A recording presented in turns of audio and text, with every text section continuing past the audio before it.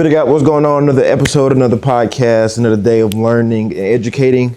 Today we have again Wesley Jackson, the realtor expert, and today we're just going over the basis of information and knowledge. Just going more educational. So let's jump right into it. Unless you got something to say. So the first question I have, if someone wanted to get into real estate, what is the very first step they would need to take to get a property? You mean you want somebody that wants to buy real estate? Yeah, if somebody wants to buy real estate. I think it's individualized. So I think you've got to talk to the right person so that they can understand what your situation is and why you're buying, and setting up a whole plan and actually care about what you're doing, so that you find the right property for you. So when I'm thinking about, I was talking to a coach at Coastal the other day that had just gotten a job down there, and it was his first job, or his first major job, as the DB coach there, right? Yeah. And when I was talking to him, he's telling me a situation, and he's never bought a house before, and he's at this age, and this is a new job for him, and coaches move around a lot. That's a completely different situation from, hey, I'm getting out of college, I've just signed on for a 6-figure job, and I'm moving back to my hometown. Those are two completely different situations. So I think it's like an individualized thing for every single person. So when you speaking on that, it made me think about renting and owning. So what is your thoughts about renting and owning? Like, when should somebody stop renting or start renting, or when should somebody start owning? Again, I think it depends. So another funny story. So I was talking to one of my friends that we list their houses, and she was talking about that she had a nephew that was getting out of medical school, and they had a place that they could rent for $2,400, and it was in this great place where they wanted to live. But they also had the option to buy that house right now, or a house that was similar. And I started mapping out what that would cost. And I was sitting there thinking about it, their mortgage would have been $4,000 on that house, and they're able to rent it for $2,400. Okay, rent. I mean, that makes sense to rent right there. If it's financially makes sense for you to rent, and then save up your money and buy a rental property, and so that one day you can charge somebody appropriate rent. Right. So it just depends. There are instances where you should rent. You should rent your primary. There's a lot of times you should do that. But I don't know that until you've been through the scenario and figured it out. Like, I was thinking about it. The house I live in, I rent from myself. So wait, what does that mean, you rent from yourself? So I own a house in downtown Southern Pines, and it's owned by an entity that me and a doctor in Laurinburg own together. And we owned a house like that before, and we sold that one and bought this one. Well, I needed somewhere to stay, and so I'm able to rent this house and pay myself rent. And there's nuances to figuring that out, and how do you do that, and things like that, but you don't know those things right away. And then there was a situation this week where I was showing a house to someone, and their situation was different. They had kids, getting up into high school, and they were thinking about, does this house work for them?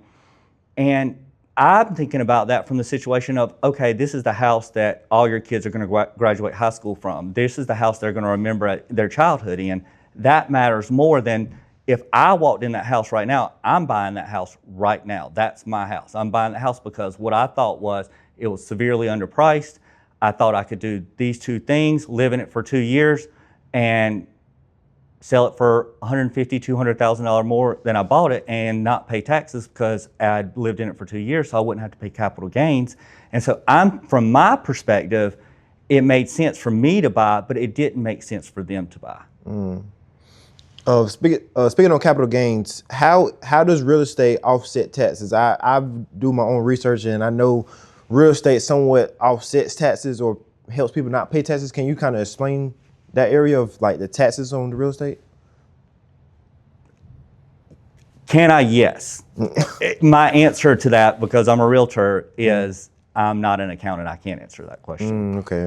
But are there things that you can do that cause tax advantages or defer taxes, or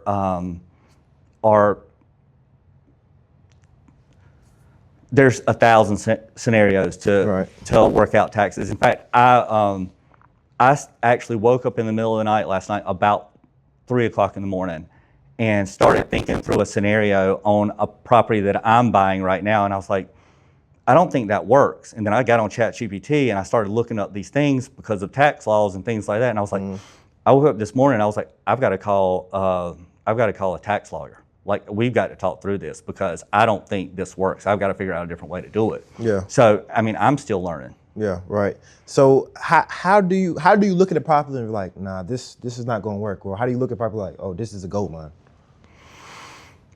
It just depends. One thing is, I mean, and I think we talked about this last time, like one of the things that I can do, or ChatGPT at this point can do, is do a comparative market analysis. And so what I'm looking at when I'm looking at a home is the homes that have sold that are similar to this home in that area, what they're selling for, why they're selling, and is this house overpriced, underpriced?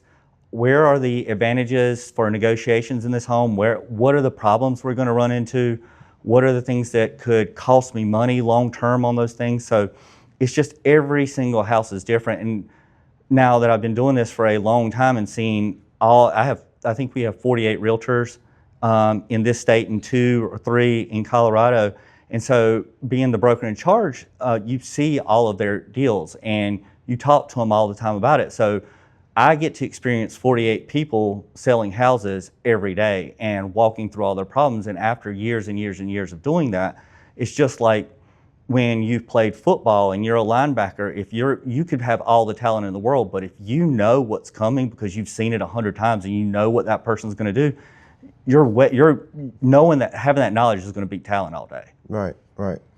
So with your expertise, what is the first mistake first home buyers make, and how do you avoid them? Okay, so this is what I think first-time home buyers, the number one mistake that they make is making an emotional purchase. Like, explain the emotional purchase. So when you walk into a home and you're like, I've got to have this home, and we go through all the scenarios, we go through your payments, we go through value on this home, we go through problems that could possibly pop on this home. Is the roof about to go? Do you have cash available if that roof does go? What's going on under the house? How old are the pipes? What types of pipes are in the home? All those things that person may not matter to them at that point, because they're like, oh my gosh, they're having endorphins run through their body because they want this house so badly, and they're not thinking about all these things. I can tell you one of the worst things that you could ever do in your life, because it weighs on you, is be house poor. And house poor would mean that your payment on your house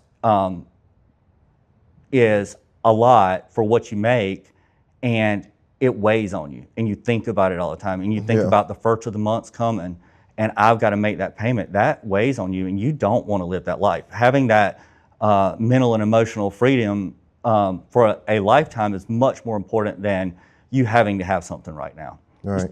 Just like when you buy a car. Yeah, I was just thinking about it. It's just like when you buy a car. It's the same experience. It's the same experience. And you go in and buy a car and you make an emotional decision on buying a car.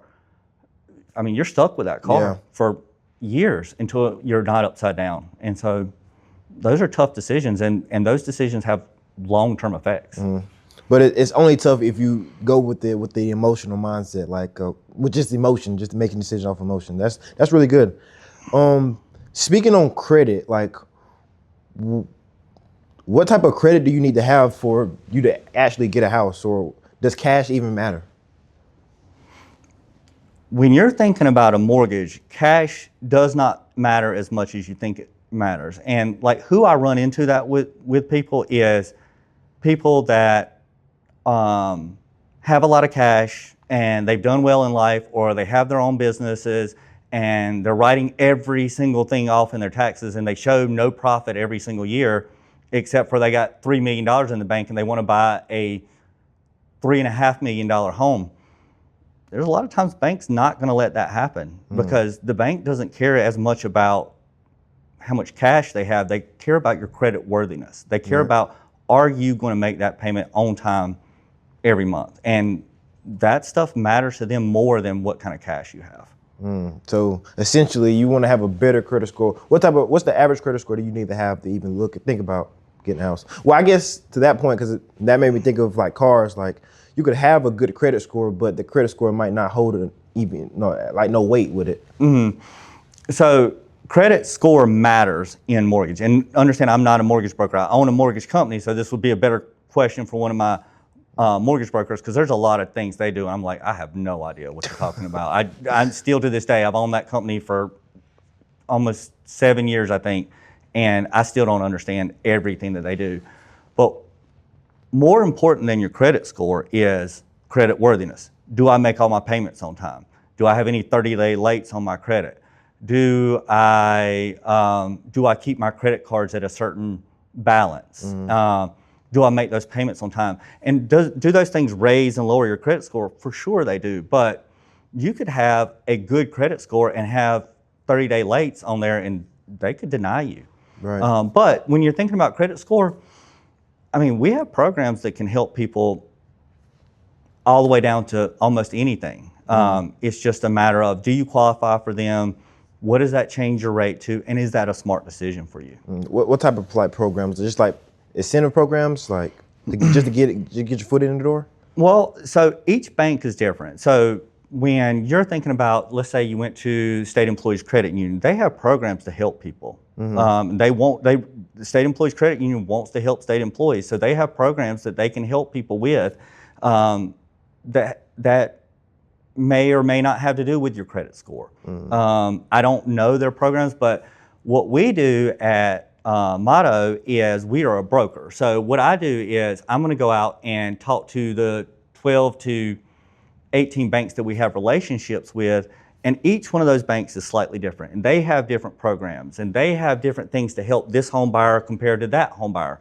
Where this bank may have an amazing jumbo loan, like a jumbo loan's anything over a certain amount of money that's not a conforming loan that Fannie or Freddie Mac would buy. And so they may have a better credit score, they may have a better rate on something than this bank over here, but this bank over here will help the guy that has a 580 credit score and is military. It's different. It's different from one bank to the next. And having somebody like a good lender who knows how to find those programs for you and make sure that those payments and things work for you, that's what matters. Right. So a lot of this goes to the car business to me, because I'm trying to correlate that with homes. So let's just say I make $100,000 a year. I have $20,000 in cash I want to spend on the property, and my credit score is 745. If I come to you like, hey, like this is what I have, like what are your thoughts going to? Well, it sounds good. Like It sounds like you got it. And I doubt we're going to run into any problems, but then we get into your debt to income ratio. Like how much debt are you? What is that? Debt to income. So again, better question for a lender, but it has to do with, there's a formula where you have this much debt and you make this amount of money, and each bank is different, and each program is different, but it's based off of, if my debt to income ratio, and I'm just making this number up, is 79%, okay, well, I pay my bills on time, I'm getting by, but I spend every dollar I make, and I've got a car payment that's $1,600 a month, and I figure out a way to make it month to month. But when the bank looks at it, they're like, okay, if your payment's going to be, $1,200 a month, and you've only got $800 in free cash, and based off that rate, they don't think that you can make that payment. And so there it goes back to that credit worthiness, more than credit score. Because essentially you're trying to make an investment in yourself, but in order for you to make investment in yourself, the bank has to be like, okay, this is an investment for us too. Like, does it make sense for both parties, essentially? Right. So you got to think like, so ever since like 2007, 2008, when the crash happened, and a lot of people don't remember that, but I actually bought my first house 3 months before the crash happened. Is that a good thing or a bad thing? That's a terrible thing. So it was the worst housing market collapse in probably our history. And I did a lot of the same things other people had done. I just graduated from anesthesia school. I had taken a job making, at that time, $150,000 a year. And I'm like, oh my God, I'm going to be rich. This is going to be amazing. I'll never want anything ever again in my life. Well, after I get my taxes back, I'm looking at my money. You don't really, that's not a lot of money. It's not a lot of money when everybody you know is buying homes in this neighborhood or this price range. And so you've got to go buy in that neighborhood too. And then I go to look at buying a home, and my realtor looks and he gets me in touch with the lender, and the lender says,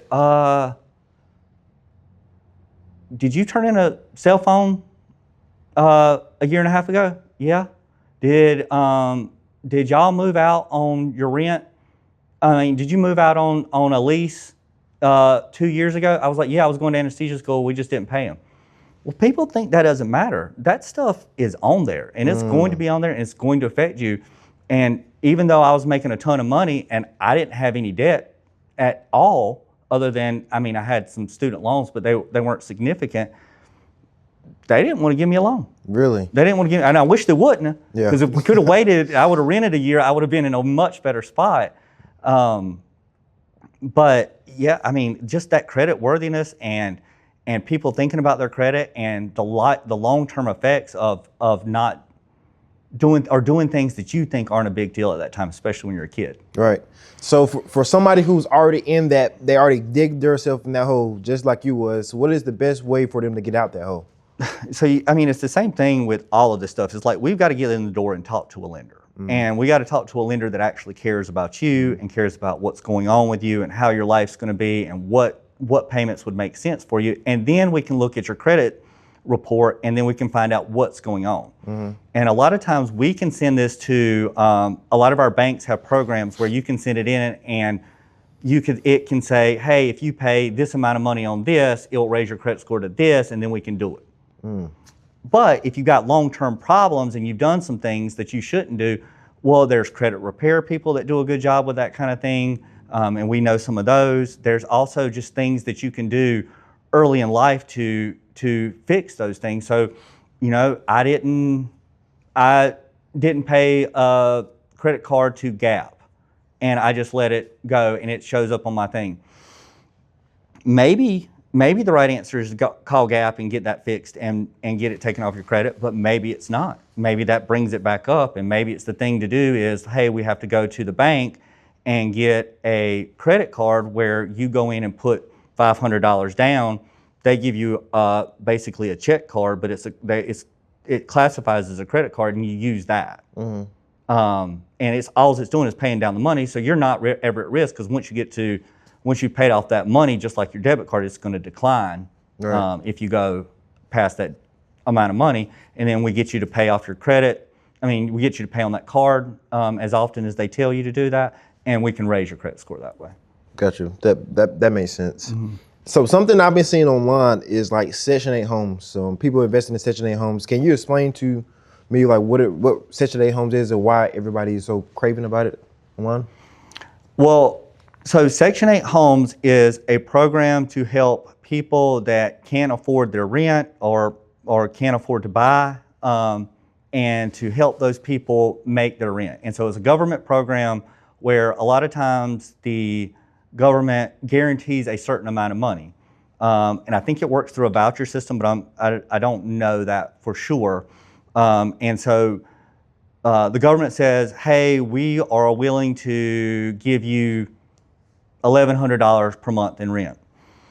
Well, the problem is there is a lot of people out there that really need Section 8. There are people out there looking for Section 8 homes. We have a massive supply of people that are on Section 8 or need Section 8 housing, and we have a very low amount of homes that are in the Section 8 program.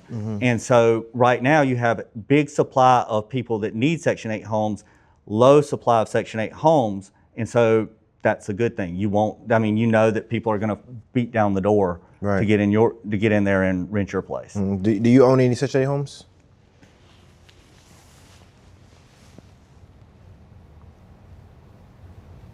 I don't think so right now. Is that something that you might look to get into? Or? Yeah, I mean, I've been looking hard at Section 8 recently. I think it's good. I bought one recently that I was going to turn into a Section 8 home, and then I decided I just wanted to turn it around and sell it and flip it. Right. And move the money in that. But I mean, it was a case-by-case scenario. I paid this amount of money. I ended up having to put this amount of money into it. At that point, then the ratio didn't make sense for me on what I wanted to make for rent versus what I had invested on the property, so that I was going to get out of that property and get into something else. Okay, that makes sense. So, I mean, I feel like we touched on a lot of pain points. A lot of people, again, I feel like this conversation is about the information that you don't know. Like the people, first-time home buyers, when they mess up, it's just the information that they don't know. So for somebody who's probably overwhelmed right now with all the information, with all this real estate, with all the high interest rates, how could you support them and help them along with this real estate journey? Well, reach out and let's have a conversation. It's free. Like, I mean, I don't care if you're buying a $5 million home or you're looking to buy your first home and you don't have a job yet, or you're in high school and you want to understand what you need to do to become an investor in properties and things like that. I want to have that conversation with you and I want to help. So that's what I want you to do. Reach out to me and let's talk and figure it out individually for you. Now, is that the same way? Because I know if somebody comes in the dealership, right? They want a car, they're young, their credit is not that really good. They don't really have much down. There's not really much the dealership could possibly do for them. You know, is that kind of the same with homes, or is there always a way to figure it to see? Well, there's a way. It might not be today. Yeah. Right. And so, like, if somebody walked in, if I sold cars, and somebody walked in and they really needed a car because they live in Ellerby and they work at Purdue, and their mom can take them to work, 5 days out of the week, but they work 6 and they're having trouble showing up for work.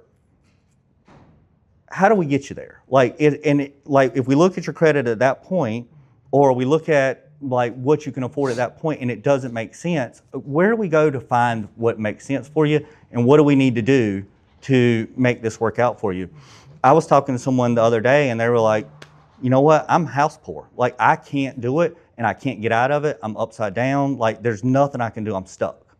And I was like, okay. And then we went through it. We spent, an hour and a half going through all their finances, looking at this stuff.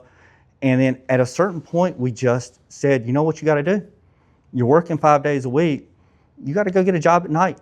You got to catch up. You got to get up to this certain point. We got to get you here. And then once you get here, then we can start working on solving these other problems. But at a certain point, you got to put in the work. And this is where it's at. Another situation, I mean, a person just sat on something that they shouldn't have sat on for way, way, way too long.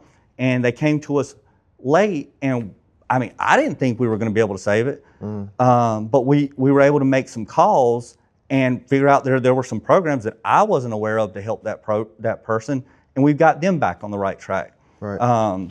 And so those are the things that matter, and that you need somebody that's willing to help you get through the process for. So, like, again, it just goes back to like don't hesitate to call. And this always, like, it drives me nuts when someone says, I didn't want to bother you, so I didn't call you for this. I'm like, no, I want you to bother me. Like, I want to help you. Like, but I can't help you if I don't know. Right. And that right there, that barrier of just thinking like, I got to do this alone, or I got to do this by myself, or there's nobody there to really help me, and it's just somebody is there to help you. Somebody is the expert in this field that you need help in. So for all those people, like, where can they find you? Where can they contact? Where can they look to seek your help?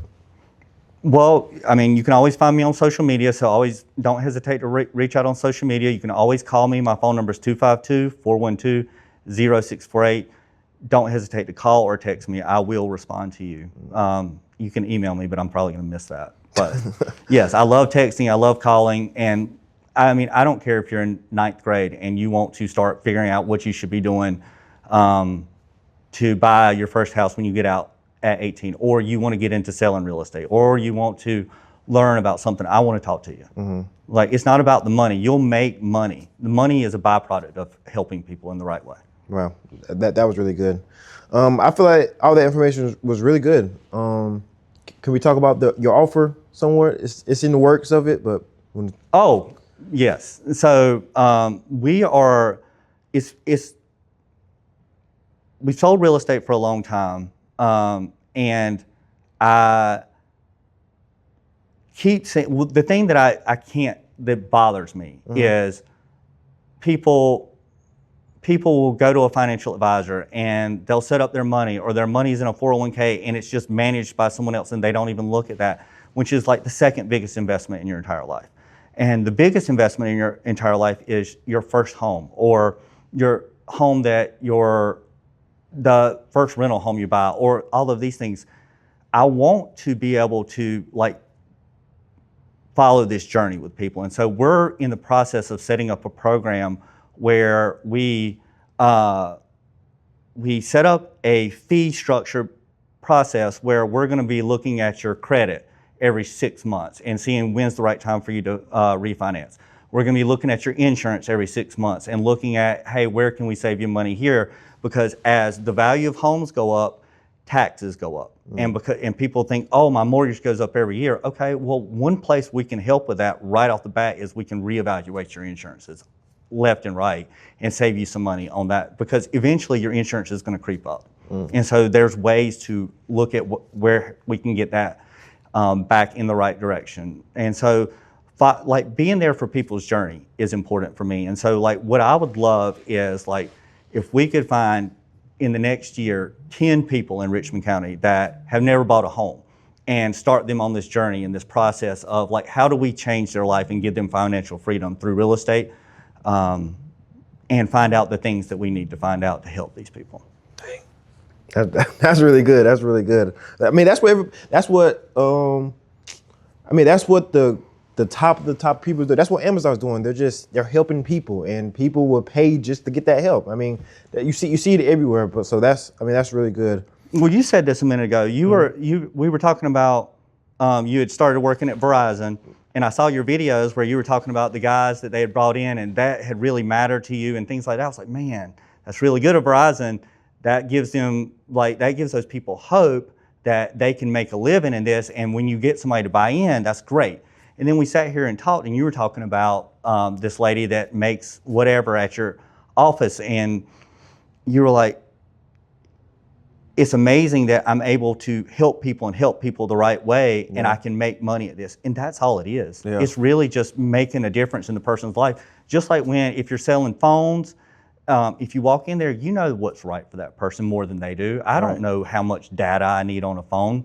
And you know where this program is, and this will save money, or there's so many things that you can do, and it doesn't matter whether you're selling phones, or you're selling houses, or you're selling cars. If you get in it and you want to help people, it'll work out. Right. Just helping people, just having a servant mindset, regardless of the money, if I can help you, I'm going to help you. It's biblical, right? Yeah. I mean, think about the servant mindset is if the Bible is the way that we're supposed to live our lives, and we follow this servant mindset, God tells us, that's when we're going to prosper. Right. Jesus said the greatest among you will be servants of them all. So, and that's always been stuck in my head. If I want to be great, just serve as many people as I can, and let that do what it does.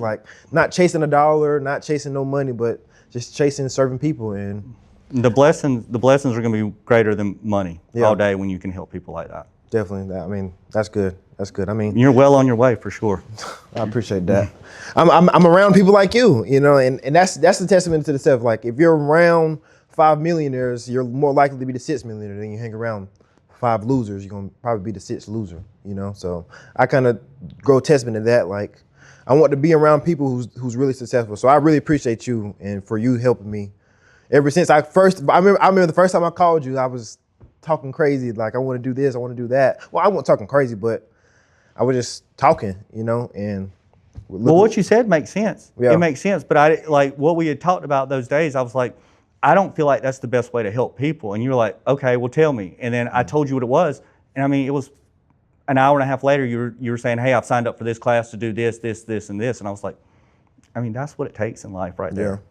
Yeah. Man, I appreciate you. For everybody who needs help with the real estate, we're gonna be doing this more. Thank you for tuning in for the Field of God episode. Thank you to Wesley Jackson.